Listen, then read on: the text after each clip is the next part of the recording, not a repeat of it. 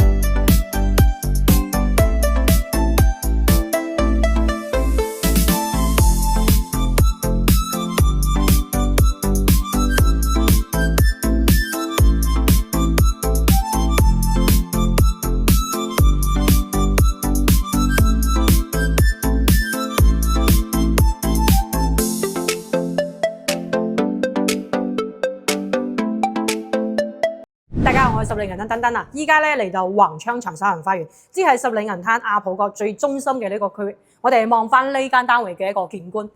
真係一線無敵海景啊！咁隔離咧係3號樓，都係已經全部賣晒啦。咁長沙灣花園佢一共係有3座嘅，依家我哋係位於2座嘅呢個單邊圍。咁我哋之前咧單邊圍基本嚟講一推出嚟開發商呢邊咧即刻推出嚟嘅單位即刻賣出去嘅。點解咁受歡迎咧？係因為呢間單位非常之通風涼爽。咁對比於一座呢邊嘅話，一座嘅佢係一個中間位置望海啦。咁中間位置望海佢都係比較大啲，61方。咁呢間單位嘅積嚟講會比較細啲。主要嚟講呢間單位都係比較近沙灘嘅。我哋望翻呢個沙灘海景，樓下呢邊咧到依家係11點鐘嘅上晝，都係有啲遊客落去游水。我哋唔怕曬。今日依家嘅天氣嚟講30幾度。好熱咁長沙灣花園非常之近沙灘啦，佢一落去大致行路2-3分鐘到達我哋樓下呢邊嘅一個沙灘，包括沙灘呢邊都做咗一個安全區，我哋落去游水嘅。咁海上呢邊有海上飛人同埋摩托艇遊艇所有嘅一個海上運動。如果真係中意大海，想過嚟呢邊沙灘海景玩嘅公眾朋友，依家7月份旺季，真係可以過嚟呢邊玩下。咁小區呢邊佢做一個抬高式嘅一個園林設計啦。機會嚟講，依家我哋1樓嘅位置啦，佢係一個6樓、7樓咁樣嘅一個高度。咁小區呢邊都配埋呢個羽毛球場啦，同埋兒童遊樂設施嘅。咁從1期到2期呢邊啦，都有一個環山跑道，即係後面呢個環山公路啦。如果係中意健身嘅朋友，確實嚟講揀十里銀灘5期即係長沙灣花園咁你其實可以從我哋嘅商業中心睇，一直行路上嚟。不過呢個坡咧，其實爬上嚟有啲距離時間。咁樓下呢邊嚟講，因為非常之近商業街啦，所以樓下呢邊嘅一個餐廳已經全部開晒，包括沙灘呢邊都帶埋呢個美食街嘅。咁如果係去到深圳，係十里銀灘5期，即係我哋樓下2-3分鐘。京橋巴士可以去到深圳路啦，同埋蓮塘。主要嚟講，長沙灣花園點解作為十里銀灘，包括埋蒜寮灣、雙耀灣，係價錢嚟講係比較貴啲嘅一個小區咧？係因為第一，小區嘅嗰個外觀，我哋睇到啦，係一個帆船嘅一個造型，玻璃幕牆同埋高級塗料嘅建築設計啦。開發商從外觀呢邊都花咗幾百萬啦，同埋咧所有嘅用材用料質素都係相當啲高嘅，玻璃幕牆都係非常之隔音嘅同埋啦。防潮嘅一個佈局設計啦，咁露台呢個設計啦，佢係一個斜斜式，相對係一個三角形斜斜式嘅設計，同嘅5星級酒店、愛美酒店係同款設計。攝影師我哋可以在呢個角度影俾大家睇翻我哋房屋裏邊嘅一個海景，即係其實從入戶嘅位置咧都可以摸得到海。呢都係在長沙灣花園裏邊係最靚嘅一個佈局設計地磚啦、牆身啦，同埋開發商都係一個用電嘅沖涼嘅位置嘅熱水器都已經係送翻俾大家嘅咁簡裝嚟講，全部都已經係搞掂咗㗎啦咁今日點解過嚟拍攝長沙灣花園？係因為啦依家長沙灣花園推出嚟嘅呢個新嘅政策啦，相當於首期係只需要8000蚊送埋裝修送俾大家，相當於全屋裏邊嘅家私家電都係送埋俾大家嘅咁我哋睇翻呢個抽油煙機啦，同埋嘅一個廚房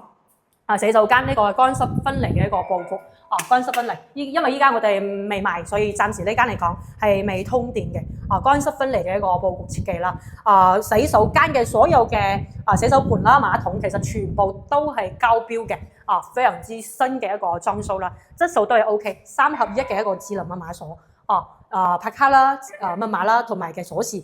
咁我哋睇翻呢間單位嘅一個單邊入戶位細梯16伙，即係呢間單位啦，都係在呢邊嘅一個最側邊嘅位置咁其實住呢間單位最靚嘅地方啦，真係冇其他嘅一個遊客或者係居住嘅遊戶會過嚟經過我哋呢間單位。比如話你過嚟長期住啦，咁當然呢一層之間都有啲嘅客係交俾酒店託管。咁遊客呢邊啦，佢經過業主嘅一個允許，佢需要經過某個單位再過嚟我哋呢邊，佢唔會，因為我哋依家係一個單邊位，相對呢邊都係帶埋一個電梯嘅電梯再過嚟我哋依間呢間單位咁呢間單位嚟講最靚嘅地方咧，都可以望翻朝東南嘅呢個景觀，真係我哋依家樓上樓下嘅好多業主我哋中意擺呢個位置擺一個座台坐嘅呢邊望望東南位嘅一個景觀。所以其實呢間單位嘅價錢會貴啲嘅原因咧，係之前嚟講，如果係最側邊位嘅價錢單價其實係平啲嘅。不過在呢間單位嚟講，因為佢可以望到雙面景觀，所以價錢嚟講係比較貴啲嘅。即係海灣大橋啦，同埋嘅一個高架橋啦，同埋嘅維港灣呢邊嘅一個小區園林啦，其實全部都係望得到。咁如果係去到嘅堅橋巴士嘅位置，即係我哋樓下轉盤嘅呢個位置可以去到深圳路啦，同埋蓮塘係1個鐘。咁高架橋呢個位置咧，佢係去到單獨維港半島呢個別墅區嘅。廣東省2號綠道啦，即係樓下嘅位置。如果係中意健身或者係食完飯之後中意樓下散步嘅觀眾朋友，可以沿住呢條綠道啦，一直去到合正東部灣。咁望翻小區呢邊嘅一個商業中心體啦，同埋沙灘嚟講，呢個件咧都係一個價值所以點解單邊圍嘅一個價錢會比依家銷售嘅其他單位嚟講會貴多幾萬蚊咁呢間單位嘅話，388000蚊。依家如果係新盤嚟講我哋新樓嚟講嘅朝呢個西南朝向，依家有放出嚟嘅盤，大致在30萬左右。佢係一個低樓層，同埋咧低樓層嚟講，酒店呢邊咧佢唔會話收住之後會俾固定嘅租金。不過呢間單位酒店呢邊可以俾得到1000幾蚊嘅一個固定租金，相當於1000蚊嘅固定租金，再加埋呢個分成嘅一個模式啦。咁其實都有啲長沙灣嘅二手盤，比如話呢座樓宇最側邊嘅位置啦，同埋嘅對面睇住小地塊嘅嗰啲單位嘅二手盤20幾萬嘅。不過20幾萬佢係需要一次過俾錢。不過我哋依家呢間單位，相當於你如果係俾咗首期8000蚊。剩下38萬蚊，甚至做銀行嘅貸款，佢每個月都係1000幾蚊。咁呢間單位酒店咧，佢係可以俾得到1000幾蚊嘅一個固定租金。因為開發商呢邊都係同樓下呢邊嘅酒店，佢係有簽呢個合作嘅協議嘅。相對如果係一次過冇辦法俾出20幾萬、30幾萬嘅嗰啲嘅資金出嚟嘅觀眾朋友，咁如果係選貸款啦，同埋全款分期。首期可以俾50%，即係呢間單位俾大致20萬啦，仲有20萬左右咧，可以分36個月嘅一個免息分期。開發商呢邊嘅一個付款方式靈活好多，即係新樓嘅一個非常之大嘅好處啦。咁大致呢期視頻嘅講解，如果有興趣嘅話，可以掃描上方二維碼，更多筍盤或者係新盤都可以隨時聯繫丹丹。我哋呢期嘅視頻，拜拜。